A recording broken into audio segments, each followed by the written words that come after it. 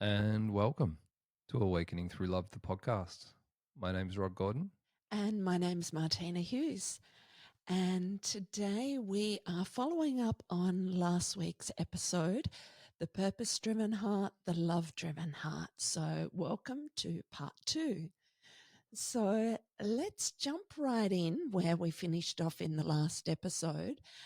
And that is, you were referring to the element where men and women have both love driven and purpose driven, and there can be layers of protection around that. So jump in. Yeah, like when I first heard of the concept of alpha and omega or masculine and feminine, I immediately thought I was more omega, more feminine. Mm-hmm. The way that I was colorful, I was loud, animated, I desired connection, I was very expressive, I was very sensitive and very emotional and a very feeling based person. And not that I'm not now, I am. And so my immediate assumption was that I was more feminine. Some part of me thought there was something wrong with me and that needed to be fixed in some way. And another part thought, oh no, there's something wrong with me basically. And what I came to learn was that there's we can form layers of protection over our heart that can reflect that purpose driven or love driven heart, the alpha omega, the masculine and feminine, whichever language you want to use around it. So for me, as a kid, being really sensitive, and I didn't understand my sensitivity when I was young. So I built up a layer of protection over that capacity. So that sensitive masculine heart that was there, I wanted to protect. And so the way that I formed the protection was learning how to feel. And what I mean by that is I would walk into a room as a kid and feel the landscape of the room. Like what's happening, who's safe, who, how do I need to be loved, to be liked, to fit in with the tribe? Like how do I be safe? How do I feel loved and connected? Whereas if I had have been more in the truth of my heart, then it would have looked very different to that. But as a child, there's no choice point in there. There's just a reaction. And so unconsciously, I cultivated this omega feminine layer of protection over my heart, which I learned to become sensitive, to feel other people, to feel the room, to learn if I was safe in the space. And in doing that, the truth of my heart got buried underneath those layers of protection. And everything that I was and who I was being wasn't an authentic expression of the truth of my heart. It was a protective shell driven by fear, like to keep me safe.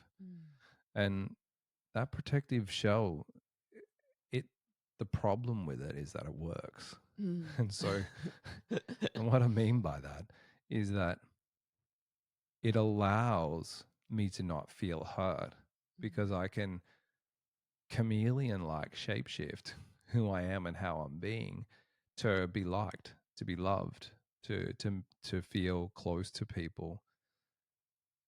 The the problem with that is that it also keeps love out. Anything I build around the heart to protect it works. So if I've got 90% omega protection over my heart, then there's only 10% of love getting in because protection keeps everything out. It's a wall, it's a barrier, it's a layer, which means there's not an intimate relationship I had that ever had a chance of succeeding because the truth of who I was always diluted. And my capacity to receive the love of my intimate partner was also missing. So if a person's love's not being received, feels like there's no space for them or that they're unwanted in some way.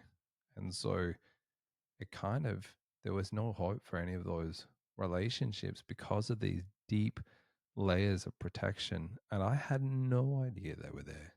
No idea at all. Like it's a whole journey unraveling that knot. And it's literally taken years of conscious and intentional, you know, not so much effort, but awareness Mm. around noticing where I'm holding back or protecting my heart or not letting love in. And then how do I lean into the vulnerability and the discomfort of that? Mm. Because deep vulnerability is excruciatingly uncomfortable. And so, having not practiced that, having avoided vulnerability for so much of my life and reacting to it primarily with anger as my defense mechanism against feeling, a way of avoiding vulnerability,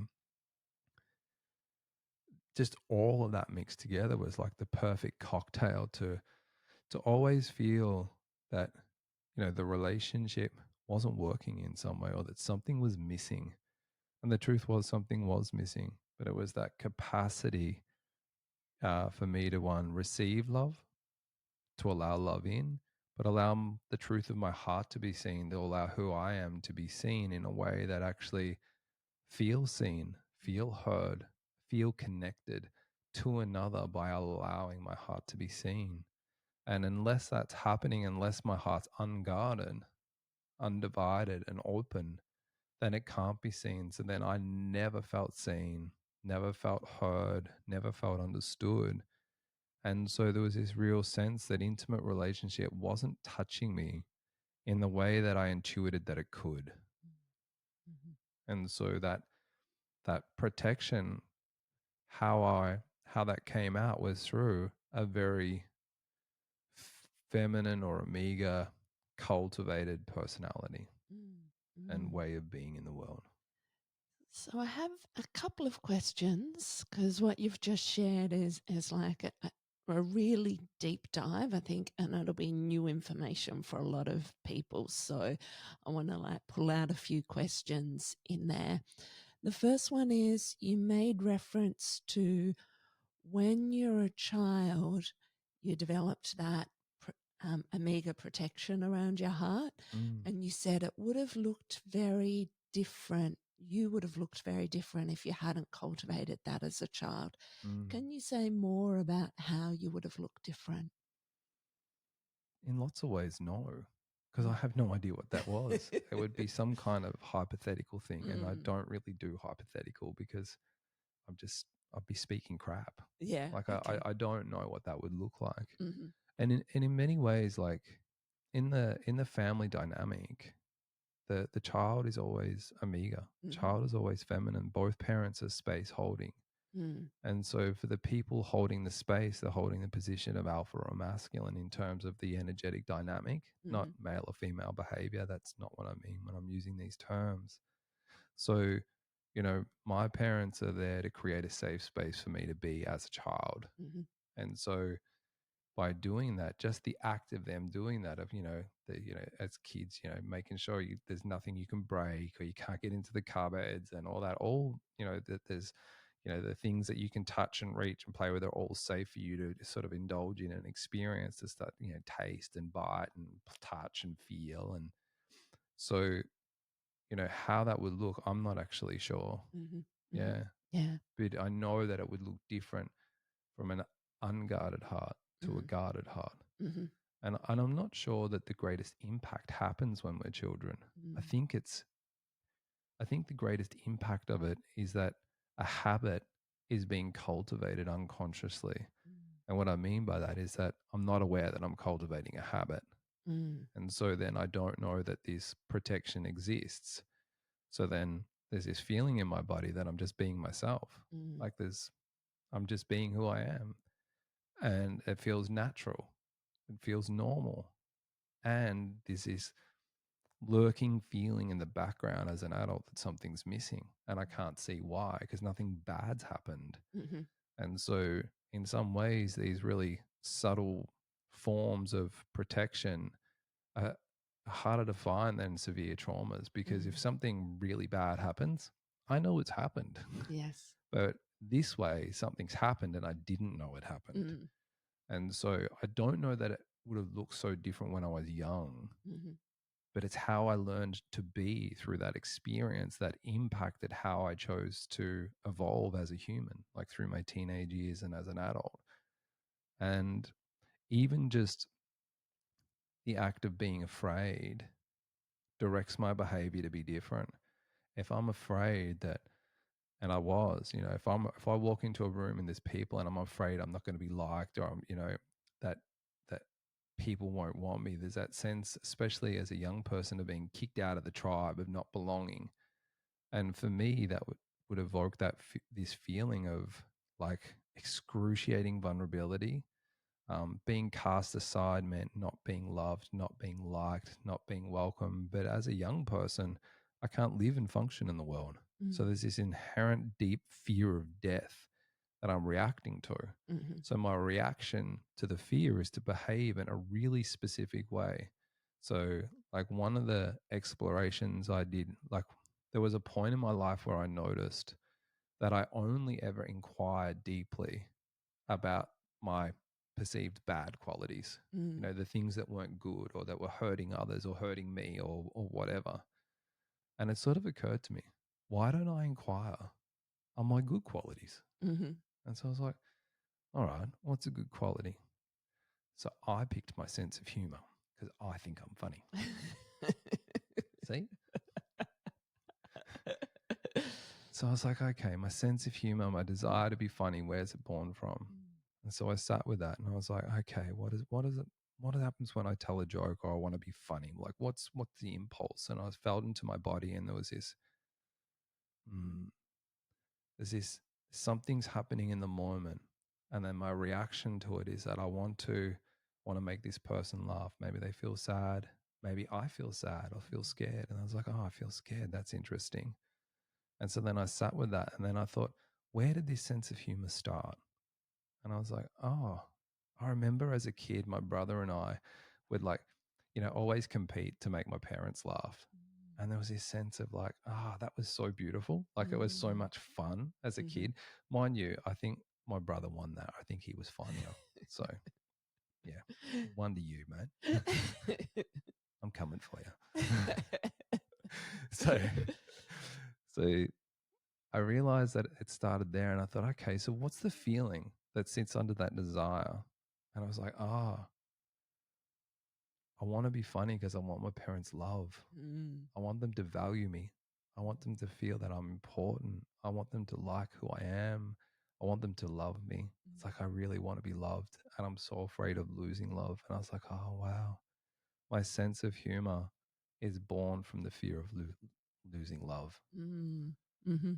And so it was a really like profound experience to realize that, to Mm. realize. But again, it's that reaction, that desire to be funny is born from a really deep fear in my body of not being loved. Mm. That that it's not okay to be whoever I am in the world, that it's not okay to be me, that I'm not allowed. I'm Mm. not allowed to just be as I am. I have to be something that people like and love and value. So no longer is my sense of humor driven from the authentic truth of my heart and an expression of love in the moment of who I Mm. am. And that can be to serve someone with laughter or humor or to wake something up in myself or them. But when it's driven by fear, it becomes needy. It's like I need people to laugh. Then my jokes, there's this sense of starting to try. And I've had heaps of experiences, unfortunately, in my life of trying to be funny and not missing the mark, and efforting and then feeling worthless, unwanted, discarded, like not good enough. And so all these, unwanted, that I'm not worth being around Mm. because I'm not valuable in some way. So these protections and fears that I was reacting to unconsciously were driving my behavior and who I was, which means there was no sense. I could never actually love myself, if I want to use that term, but I could never actually love who I was being because I was never being who I actually was. It was this unconscious, hidden reaction to fear that I couldn't see. Mhm. And so that protection permeated every aspect of my life, not just intimate relationship, but how I functioned in society, how I related to friends, my parents, loved ones, like the whole thing. So much of who I was. And it was that insight was born out of an inquiry. It arose for me one year as like, what of every part of who I am is born of some kind of reaction to fear or some form of protection, which in many ways they're both the same thing, but they're slightly different flavors. Like if they were ice cream, it's kind of like Neapolitan, like one's chocolate, one's strawberry. I loved that as a kid. I did like to mix it all together and make it one. A non-dual ice cream. so there was this, this impulse was so deeply inherent in my being, but that inquiry revealed so much for me. When I started to inquire on every aspect of my humanity, I started to find the drivers of my behavior, of who I was as a man, as a being, and then started to unravel those knots of tension that created those reactions. And what I found was that what came online was this authentic allowing. And then there's an incredible freedom and liberation that happens when I allowed who I was to actually just be, rather than seeking love through reaction to fear. It's a reaction to that form of protection in my body. Yeah, and it feels like the sense of humor for you, it created connection, created safety, created connection with your brother, your parents. So it all kind of friends, ties clients. in. Yeah. It's interesting because I've had a similar journey around being of service, because when I was a child, the thing that I received the most attention for was doing things for other people in my family. Yeah. That plus getting good results at school. So yeah, I didn't get an opportunity to receive anything for that. But it's like those two things in many ways were at the heart of this drivenness that I experienced to be of service, and kind of fueling that purpose-driven protection that I created, that sense of I need to do something, because when I do something, I receive attention. I'm valuable, I'm worthy, I'm loved when I do something good for somebody else, or when I get a good result. So yeah, that very much sat there at that heart of the protection for me, of like being driven to be of service, because then I'll be valuable, then I'll be worthy. And it's, been quite a journey of coming back to like, oh, I'm valuable and worthy simply because I exist. Yeah. And in that journey, was there a sense that you could ever do enough, be enough, offer enough, to be of service enough that it would feel that whole? No way. No way. No way. It's like it's the recipe for burnout. Which, I've been down the path of burnout, because there's a sense of there's no amount of giving and doing and being good that will ever like fill that hole. Yeah. So do you want to continue to speak to that? I can, if you have another question. I'm not quite sure what else I can say at the moment. Okay, cool. Yeah. Cool. That's all right. We'll circle back to it. Okay. You said you had a couple of questions for me. Okay. Yeah, my mind's just gone blank right now. All right. So I'd love to hear more about this purpose, or alpha masculine layer of protection over your heart. Like, is there any sense of like where it was born from, or, what are some of the impacts of how it played out in your life? Yeah, certainly the impact of it for me was not being available for love, for intimacy, relationship, and very much always kind of pushing and striving to get somewhere, a sense of having to do something. So not being able to even pause long enough within myself to feel, to recognize what was alive in a moment, to connect with others in the way that would have been fulfilling and meaningful, and very much creating disaster after disaster in the era of intimate relationship, because there was a sense of I didn't know how to release that protection. I didn't know how to show up with an unguarded heart. I didn't know how to show up with vulnerability. Mm. Mm. And so in that purposeful striving and pushing and burnout that you spoke to, can you speak a little bit about how that impacted you being a love driven being? Yeah, it meant that I felt really empty and hollow inside. There was a sense of, yeah, emptiness, hollowness, and always craving for love, wishing for love, wishing for more closeness, more intimacy, more affection in my life, but not knowing how to create it. And in many ways, feeling like I was a failure in that area, which would then drive me to be even more purpose driven.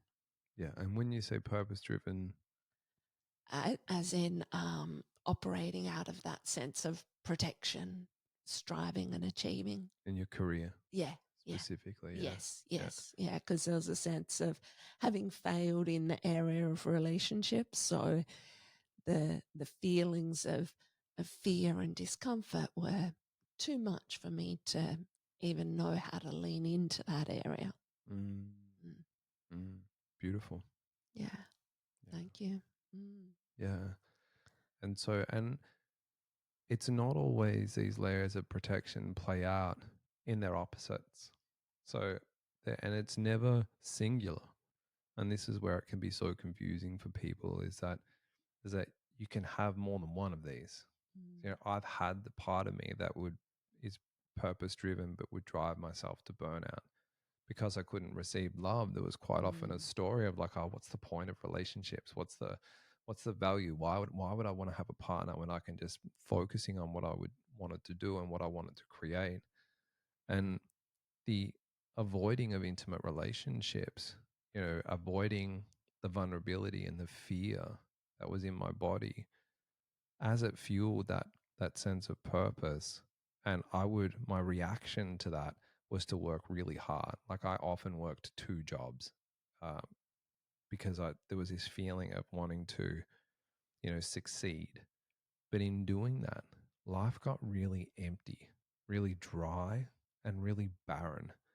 This sense of just ticking off the to-do list of life. It's just like, oh yeah, that's done, that's done, that's done. But then there was no reward.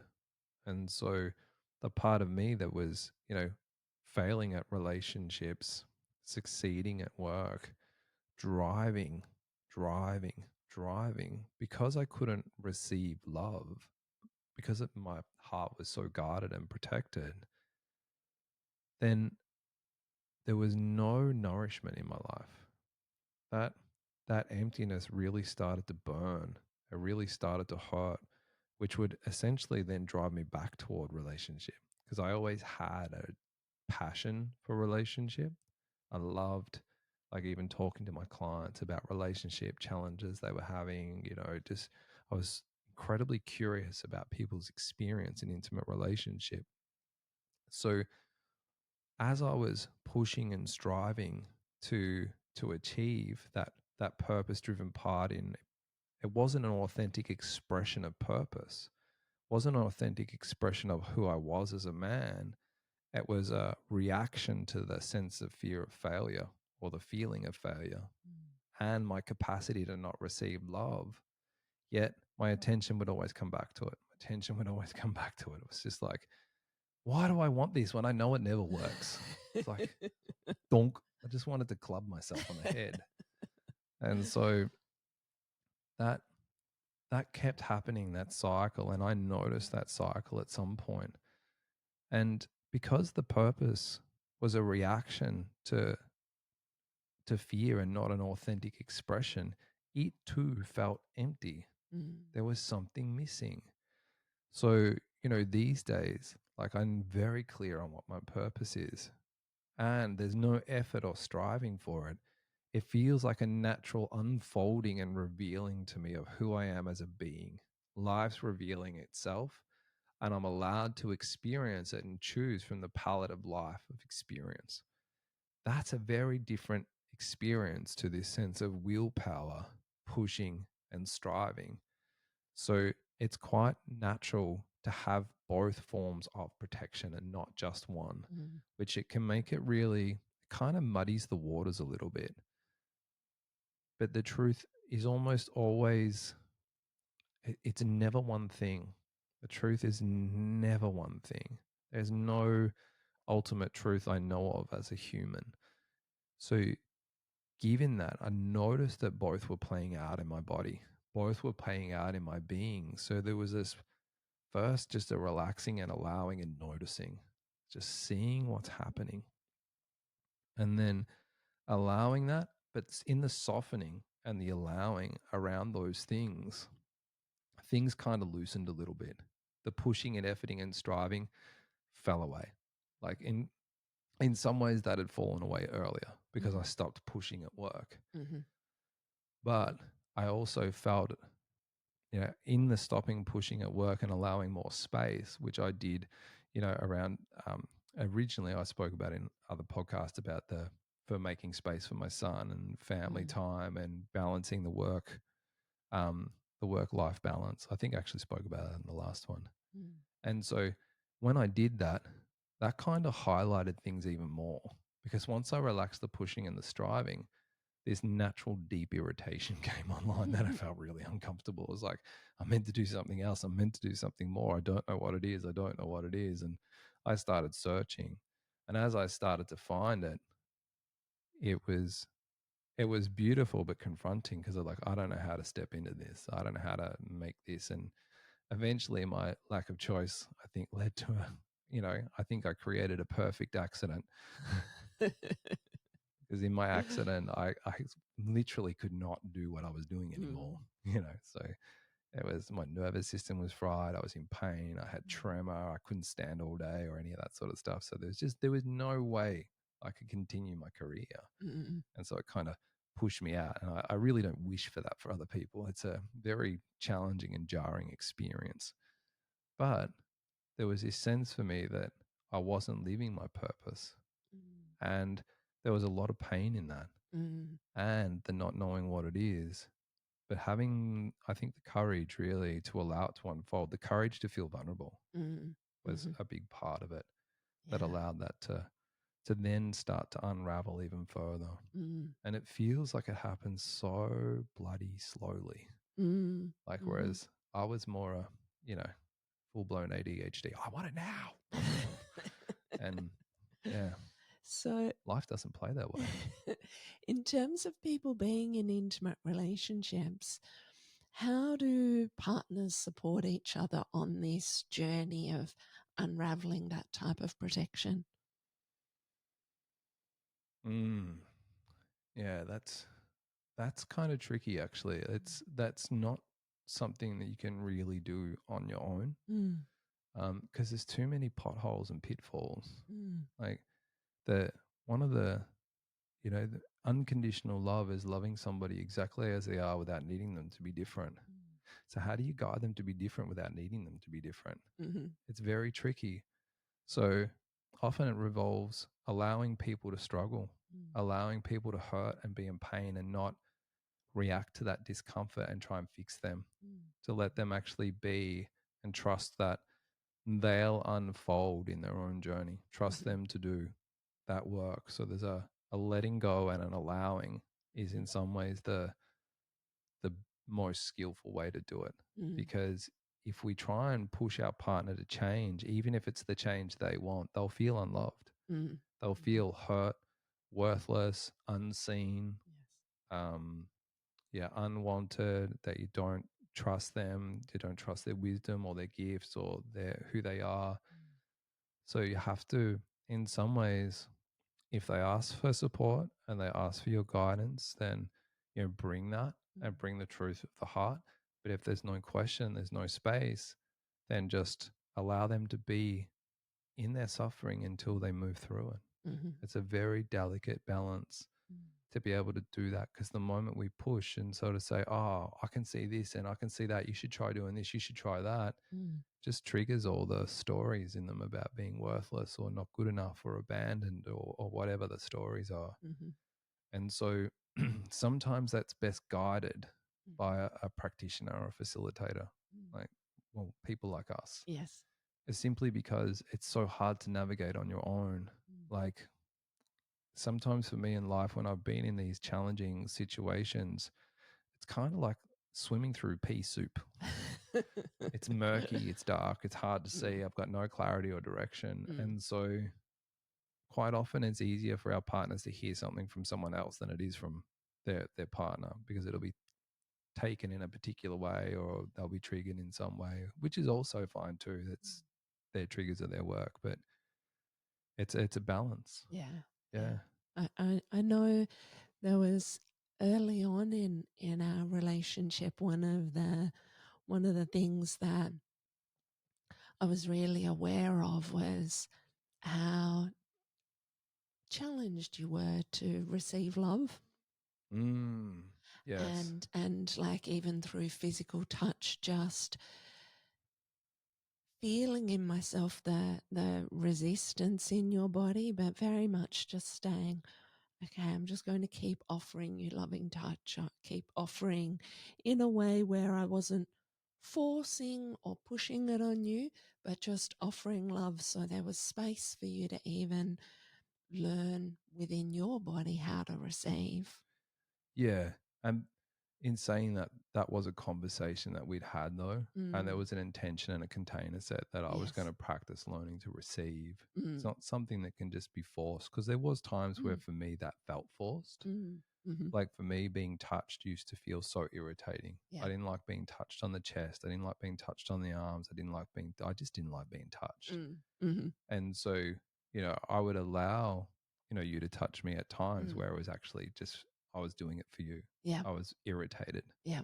But then tolerating that would lead to resentment, Mm. which would then poison the pool of the relationship. Yes. So it was there had to be a conversation around that. So I think there needs to be real consent and permission Mm. around these types of things. But basically, the core essence of it is to love someone. It's to love them through their challenges, however that looks for each person. But there has to be a sense of holding that person's heart really tenderly and really gently, and allowing them to wake up to those aspects that are a limitation to the truth of their heart and how they want to be. Mm. Mm. Yeah, beautiful. And in the unfolding of a relationship, there's always more and more layers of uh, protection and opening that get revealed. Like I'm aware that in me, there's like times where I have really big openings of receiving new levels of love. And then the very next week, it's like I'll hit a new wall of like, oh, there's a place where I'm holding back from receiving. So as we deepen in relationship, there's always new places to journey. Yeah, it doesn't really end. It's not a Mm. goal to fix this. It's kind Mm. of a way of living, a way Mm. of being. It's recognizing how the pulses of energy move through our body. Yeah. And in my experience, after an opening of some sort, there's almost always a contraction. Mm. It's not even for me hitting a new wall. Yeah. That, although I do believe that every opening is the new limitation, Mm. like that's the new prison for ourselves that we Yes. create. But I find that there's a contraction after that as Mm. well. The fear and the vulnerability of being so open Mm. is so excruciating. It causes a contraction, and then the work for me then is to make my way back to that openness with a sense of authenticity, clearing Yeah. anything that's a hindrance to that experience through practice, through insight, through Mm. meditation, and allowing that to unfold back to that state of being. Mm. Mm. Yeah. Beautiful. Beautiful. Great summary of that. Mm. Mm. Mm. So, is there anything else around the purpose driven for? Because I know you work with a lot of women who are Mm. quite powerful business women, Mm-hmm. and it seems that in that space, in that powerful businesswoman space, there Mm. is a lot of masculine protection that shows up in some of your Yeah. work. Yeah. So, Definitely. yeah, can you say perhaps more about their experience if there's nothing available for yours? Yeah. Yeah. I would say that operating from that masculine protection gives a woman a sense of being in control. have a sense of being able to like make choices, make things happen, being clear on direction. And yeah, it will have moments where it's satisfying and it feels good. But I can remember moments for me, and I'm not sure if I shared this in the last podcast or not, but it's like moments for me of just excruciating pain, like one time in particular of facilitating a really, really beautiful and deep and profound journey for a couples retreat. And I was single at the time. And all of these couples were going home like beautiful and happy and connected and loving.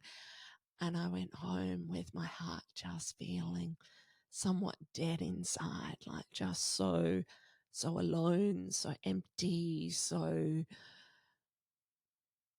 just like, what's the point of all this? So even though I was doing well in my chosen path and my purpose, there was a sense of like just feeling empty and dying inside because my love driven heart had no sense of nourishment or connection or outlet for expression. So yeah, it can, this emptiness, the aloneness can really hurt and sting and feel so painfully excruciating for a woman when she's not allowing space for the exploration of intimacy, love, and relationship. Mm, yeah, and it sounds like those ones, the emptiness and the aloneness, they they they feel like really good pointers to if Mm, that's arising in someone's life that they could recognize that for themselves.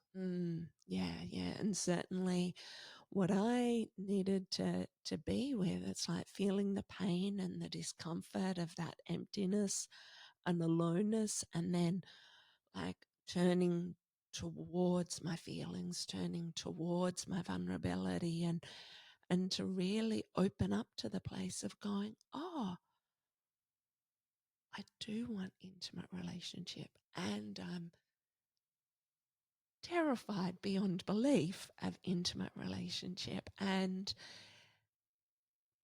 instead of going, oh, why all these unavailable men showing up, it then needed to turn into like, where am I unavailable?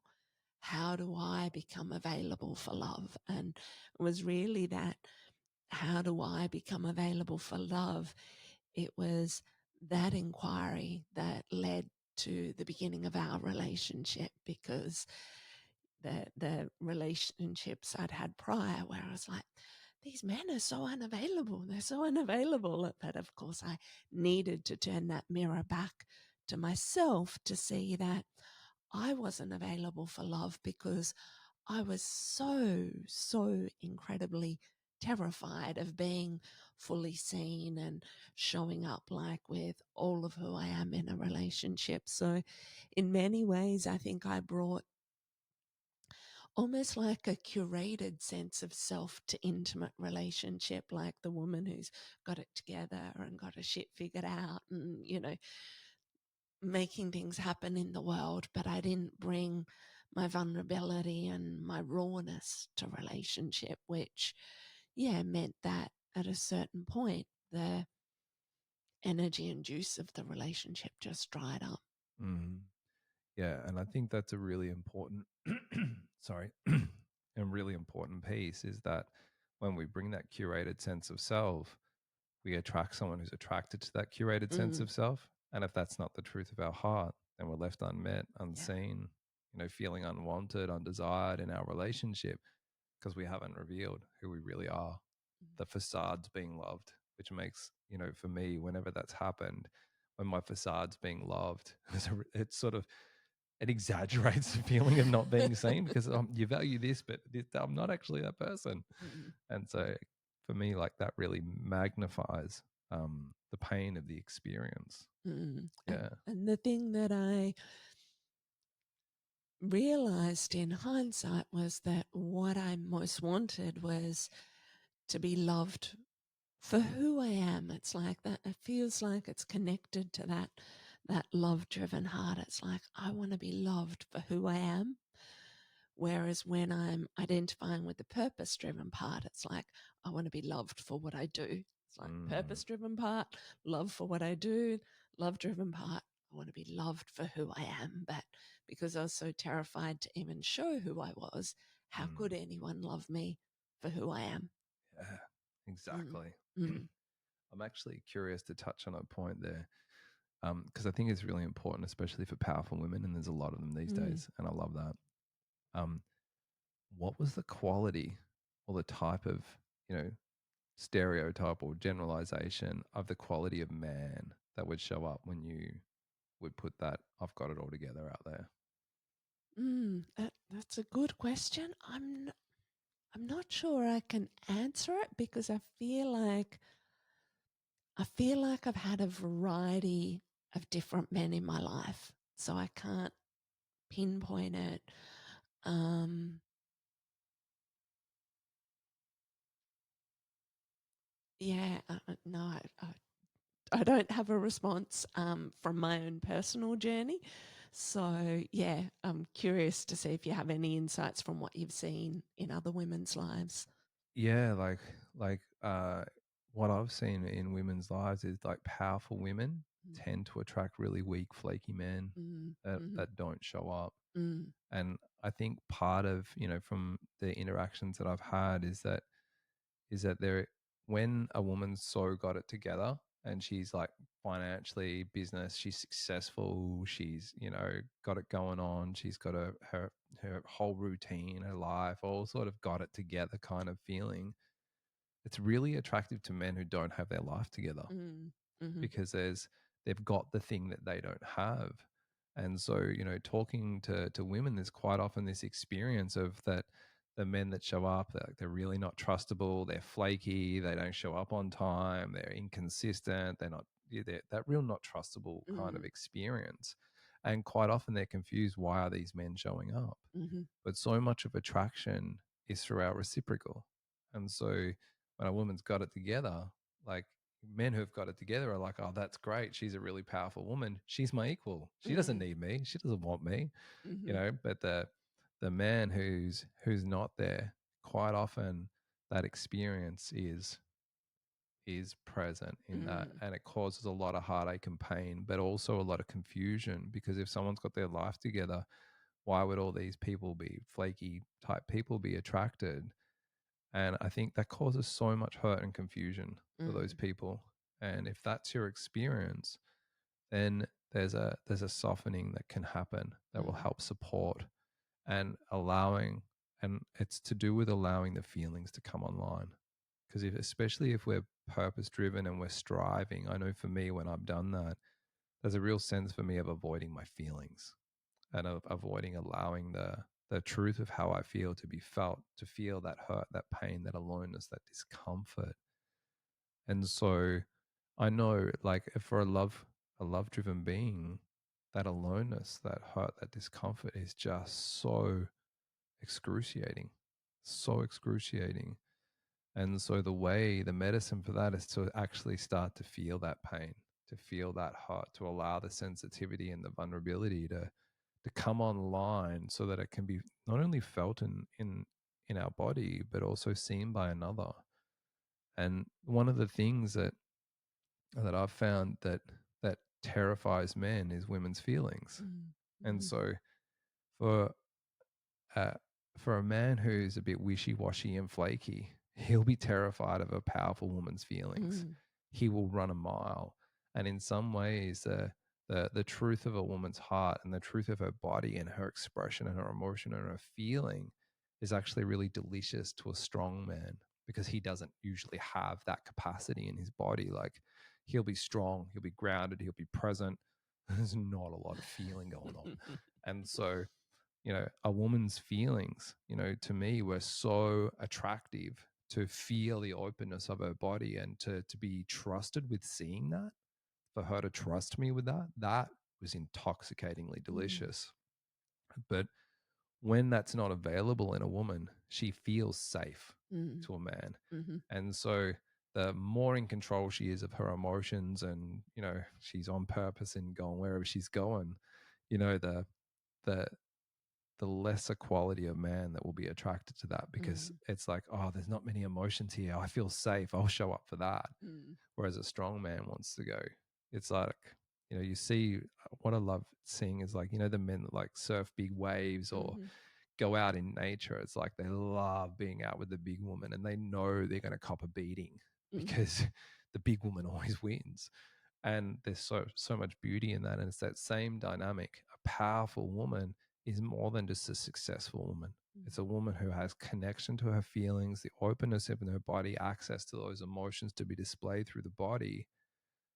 That is what's going to attract a really mm, strong man who wants all of who she is. And so I think it's a really important piece to speak to, because quite often I see powerful women attracting, weak and flaky men, mm, and just feeling so unmet, mm, so unmet. mhm. Yeah, yeah, certainly I can think of many examples of seeing that for sure. Yeah, yeah. Yeah. Mm. Do you have anything else you'd want to share on the purpose driven, love driven heart forms of protection? I think the one thing I would say is just to repeat something I said a few minutes back, but it's like when we bring in that sense of like loving who we are as well as what we do, it's like and giving the same to our partner. It's like if I love Rod for who he is as well as for what he does, then there's space for the full range of Rod. And just as when Rod loves me for who I am and for what I do, that there's space for all of that, then these love driven and purpose driven parts can be expressed more freely and openly. Yeah. Mm, Yeah. And I think it's loving the whole person in that, mm, all of who they are. Their inner alpha, their inner omega, allows space for the whole being, which is takes us back to that state of unconditional love, yeah, loving fully all of who we are and all of who they are. absolutely. Yeah, That feels like a good place to wind up. great completion. Beautiful. See you next time. See you.